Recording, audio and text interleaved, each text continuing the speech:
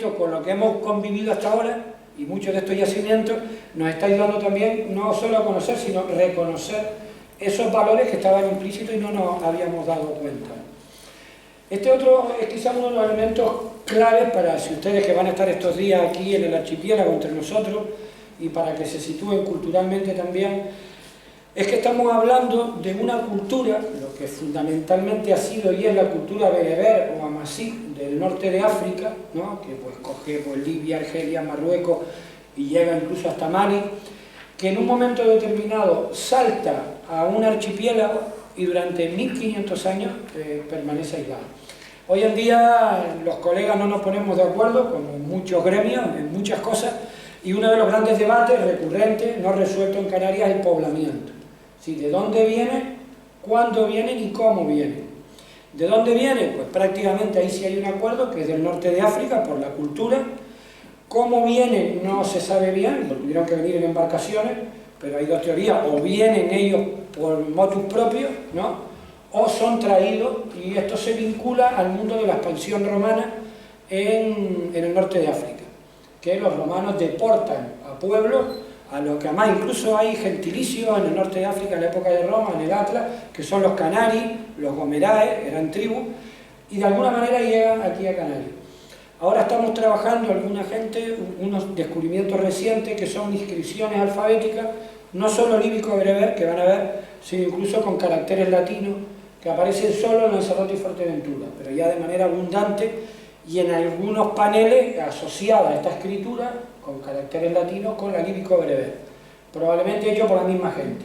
Estaríamos hablando de bereberes romanizados, de la costa atlántica, del Ixu, que de alguna manera llegan al archipiélago, ¿no? Entonces, estamos hablando de un elemento singular.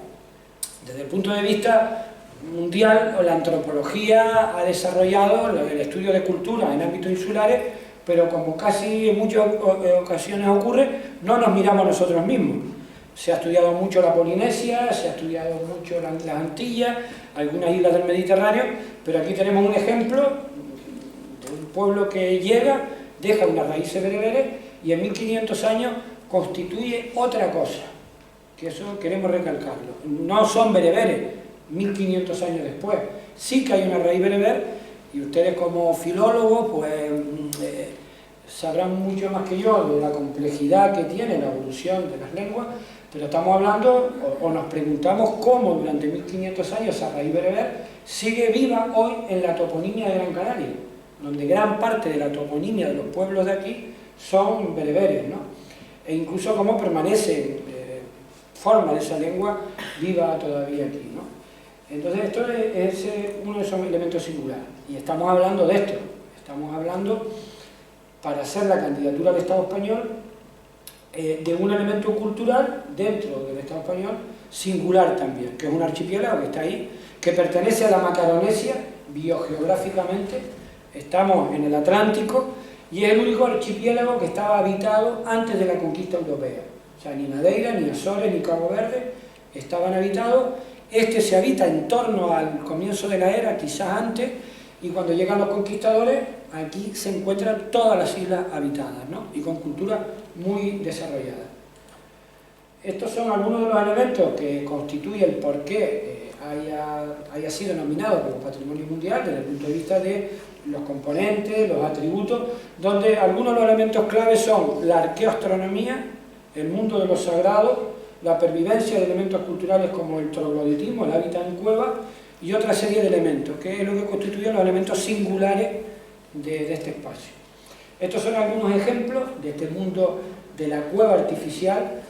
En este caso es aborigen, esto es un granero colectivo, son graneros fortificados, hay graneros de más de 350 celdas que pertenecían a familias determinadas y suelen estar en lugares casi inaccesibles por una cuestión defensiva. Pero esto que ven está totalmente excavado por ellos, ¿no? Y todo esto se accede a través de pasadizos en distintos niveles con un sistema de acceso a través de palos que es una cosa solo de la isla de Gran Canaria y que implica muchas cosas, ¿no? Esta gran cantidad de graneros colectivos implican la producción de un stock productivo importante, que significa que esta gente son capaces en determinado momento de almacenar unos recursos alimenticios durante mucho tiempo y nos está dejando entrever una organización social compleja. Aunque las crónicas hablan de estratificada, pero sí es compleja a la hora de una isla como esta que pudo haber tenido 40.000 habitantes, que en aquella época era muchísima población, ¿no? Ahora mismo hay varias líneas de investigación de esta casa, de la universidad. En concreto, un arqueólogo está trabajando en los graneros y en las semillas, y ahora mismo se está trabajando porque aparecen uno de los pocos lugares del mundo donde aparecen restos de semilla todavía en estado de conservación óptimo, a las que se le ha sacado el ADN y se ha detectado que la cebada que comían los aborígenes es la misma cebada que todavía se sigue utilizando, se ha seguido utilizando hacía muy poco. Se han descubierto gorgojos en muy pocos lugares del mundo, se ha descubierto el gorgojo que come la semilla y se ha descubierto los insecticidas naturales que los aborígenes empleaban, que eran hojas de laurel. El año que viene hay un congreso internacional sobre el mundo de los graneros y este tipo de cosas aquí en la universidad vinculada a este espacio.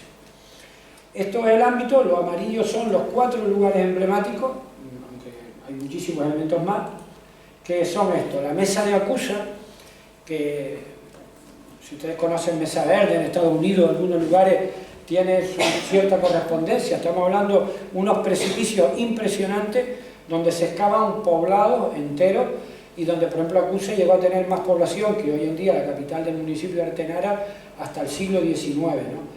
Y donde aquí hay un elemento de continuidad cultural.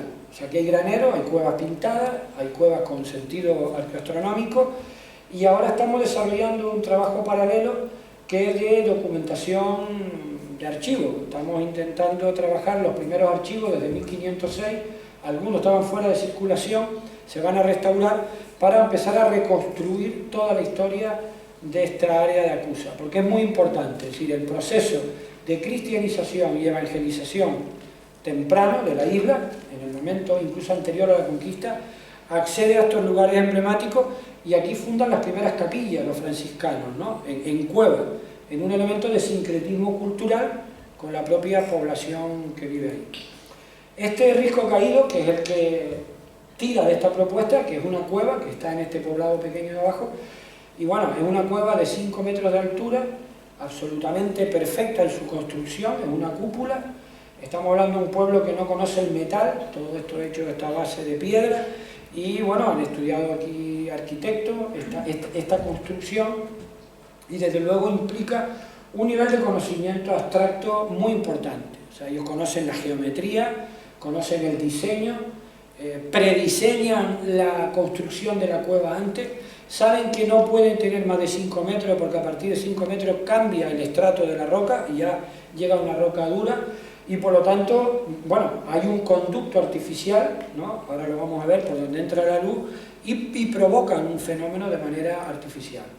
Este otro lugar emblemático, que es la Sierra del Ventaiga, y al fondo el Roque Nublo, que por cierto estamos teniendo un debate porque hoy en día, bueno, Maximiano Trapero ha trabajado sobre algunos temas de toponimia, y lo que sería Roque Nublo, en el pasado siempre fue Roque Nublo, Roque Ñugro, y hay 2 líneas de interpretación, una que habla de una raíz bereber, y hay otra porque en el siglo XVI, ustedes sabrán mejor que yo, parece que en algunos lugares de Andalucía, Extremadura, estos términos también existían. Para nosotros es complicado porque hay una pervivencia de origen, pero hay una colonización temprana, sobre todo andaluces, extremeños, mucho portugués en esta zona, que también queda en esta toponimia, ¿no? Y esto es uno de los santuarios y de los marcadores astronómicos. Esto es donde vive la gente hoy en día, estamos hablando de miles de familias que viven en cuevas todavía, ¿no? Todavía, sí. En Fagagesto, Gáltar, hay muchos poblados donde todavía la gente vive en cuevas, ¿no? Claro, ¿qué pasa de estas cosas? Que como canario va uno a hacer turismo por ahí, te vas a la Capadocia, a otro lado, y vienes flipado, mira, que la gente está viviendo en cuevas, pero tú no te has dado cuenta que al lado de tu casa existen... hoy hemos tenido una reunión interesante con algunos arquitectos jóvenes para rehabilitar esto, para hacer convivir la pervivencia del mundo troglodita con las condiciones modernas de habitabilidad.